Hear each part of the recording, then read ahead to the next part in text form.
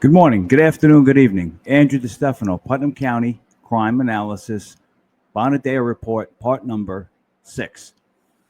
As I mentioned in each video, the Sheriff's Department gave 6 critiques as to why the Bonadio Report was defective. Each of those 6 critiques are themselves defective and inaccurate. And I'm going to make a video on each of the six defective critiques, because I think that's important. I think it's important that we just concentrate on one at a time. That's why I don't mind making so many different videos. Now, on this one, I'm going to concentrate mostly on 2 lies that we were told by the county. The first lie was the necessity for this report, the Bonadio report. Now, we were told, and the quote is in the newspaper, that the county needed to hire a due diligence company. They wound up hiring Bonadio. They needed to hire a due diligence company right in the middle of COVID, by the way, to study the overtime and staffing of the Putnam County Sheriff's Department, right? The overtime and staffing of the Putnam County Sheriff's Department. According to the county, the quote in the newspaper is that the overtime in the Sheriff's Department is skyrocketing, and they need a due diligence company to get to the bottom of it and to explain why, produce a report. This report cost you $45,000. The only problem is this: that was a lie. Okay. Fact: reduced overtime hours, 2,694 man hours. The Sheriff's Department reduced overtime hours by 2,694 man hours. Fact: Sheriff's Department reduced overtime by $261,000. That is a drop of 28.25%.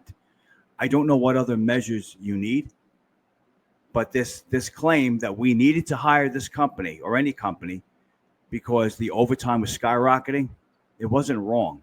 It was a lie. We were lied to, and it cost you $45,000, which makes me wonder, how many other lies do we get told where they spend tens of thousands of dollars of our money to accomplish political ends? Because this was nothing but political opposition research. The second lie that we were told was that this was not going to be about Sheriff Langley, that this report was going to cover the Langley administration, it was going to cover the Smith administration, it was going to cover the Thoberon administration, and before that. That's what they said. That's a quote that's in the newspaper. All right. If that's true, if this isn't about Sheriff Langley, then why is it that every bit of data in this report, when does it start? It starts January 1st, 2018. What's January 1st, 2018? That's Robert Langley's first day at work. It talks about 2018, 2019, 2020. It doesn't talk about Smith. It doesn't talk about Thoberon. And it doesn't talk about before that. Okay. So if this report is not about Langley, then why did they only use Langley's data? This wasn't a legacy report. This was a Langley report. They thought they were going to hire this company. This company was going to produce a report that was going to embarrass Sheriff Langley in the upcoming sheriff race in November of 2021. When it didn't do that, and this report came out saying that Langley is actually doing a very good job, which is what the report says, they held on to the report until after Election Day. And then in June of 2022, because it says Langley's doing a good job, they had the Sheriff's Department get up and give 6 critiques as to why the report is no good and you shouldn't read it, when the critiques themselves are no good. So those were 2 lies that we were told as to the necessity of the Bonadio report. Now, I do want to talk about staffing for a minute, because this is what the Sheriff's Department says they're going to do. This is what they said they're going to do.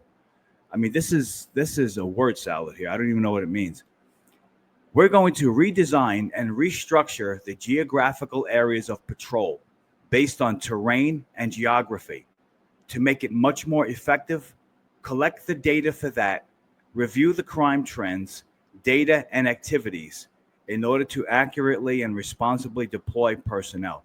Now, that may sound nice, in a legislative meeting, but it's word salad. It doesn't mean anything. And besides, this wasn't done. None of this wasn't done. Redesign and restructure the geographical areas of patrol based upon data. That wasn't done. You produce staffing by using what's called the rule of 60. Now we're getting, listen, this is my world. This is what I study all the time, too much probably. But you got the rule of 60. Calculation number 1, 60% or more of your rank and file, of your sworn personnel, must be assigned to patrol.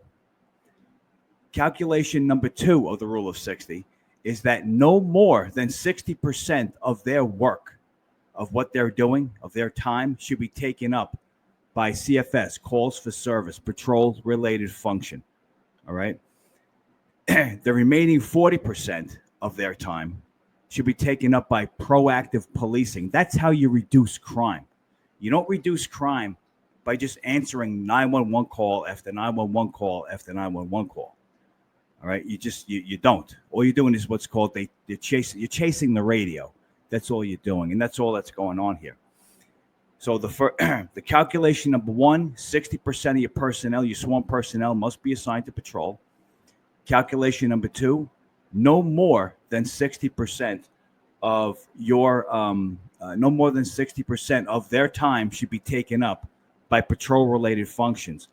Calculation number 3, the ratio of dedicated time, the 60%, compared to discretionary time, the proactive time, that ratio is what's called the SI, the saturation index. And if you can come into your saturation index at just under 60%, you are golden. That's how you staff a police department. All right. But even if you look at all this other stuff they're talking about, we're going to redesign and restructure every police philosophy that I know of, whether it's CompStat, whether it's problem-oriented policing. What is always the last stage of the process? Assessment. Okay, let's look at CompStat. Accurate and timely intelligence, effective tactics, rapid deployment of resources, relentless follow-up and assessment. Problem-oriented policing. What do you use? The SARA model. Scanning, analysis, response, assessment. Assessment, looking back to make sure that you accomplished what you set out to do. Checking to make sure that you did what you said you were going to do. Well, this was 2.5 years ago, and unfortunately, there was nothing in place to show that they were assessing their own work. Nobody is getting up 2 years later to say, okay, we accomplished this. There's been no assessment at all. So if you're not going to do assessment, I don't see how you can properly staff a police department. All you're doing is chasing the radio at that point. So in any event, I'm not going to get into other things. This is all I set out to do. The 2 lies that you were fed as to the necessity of this report and how the staffing is being looked at all wrong by the Sheriff's Department, but that wasn't one of their critiques anyway. So in any event, this has been Andrew DeStefano, Bonadio Report, part number 6. Have a great day, and God bless always.